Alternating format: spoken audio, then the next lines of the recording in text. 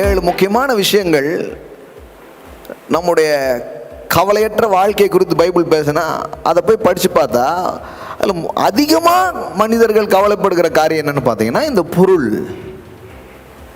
சம்மந்தப்பட்ட கவலை தான் நம்மளை அதிகமாக என்ன பண்ணுது, வாத்துது அதிகமான விதங்களில். அதனால தான் அதை நம்ம முதல்ல என்ன பண்ணணும், பேசணும். ஸோ நீங்கள் செல்வந்தராக இருக்கணும்னா முதல்ல உங்களுக்குள்ள ஒரு கிளாரிட்டி இருக்கணும், உங்களுக்குள்ள ஒரு தெளிவு இருக்கணும். என்ன தெளிவு? ஐஸ்வர்யம் நல்லது, பணம் நல்லது. பணக்காரன் என்றால் அவன் கெட்டவன் என்ற அர்த்தம் அல்ல. பணக்காரர்ல சில பேர் கெட்டவங்களா இருக்கலாம்,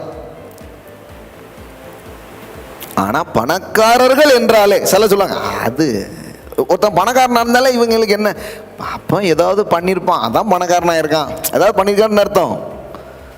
ஊரடிச்சு ஓலையில் போடாமலையா அவன் ஓலை கொதிக்கி, அப்போ அவன் இப்படி இருக்கானாலே என்ன, நம்ம ஆட்களுக்கு ஆழமாக என்ன இருக்குன்னா, நல்ல விதத்தில் நாம் வெற்றி பெற முடியாது, நல்ல விதத்தில் நாம் முன்னேற முடியாது. ஒருத்தன் முன்னேறணும்னாலே அடுத்தவன் முதுமேல ஏறி தான் முன்னேற முடியும், 4 பேரை குனியை வச்சுட்டு தான் முன்னேற முடியும், யாரையோ ஏமாத்தியோ யாரையோ கெடுத்தோ தான் முன்னேற முடியும். இதெல்லாம் பாருங்க தவறான நம்பிக்கைகள், நிறைய ராங் பிலீஃப்ஸ் மண்டைக்குள்ள போட்டிருக்கு பாருங்க. இதெல்லாம் மாறணும்.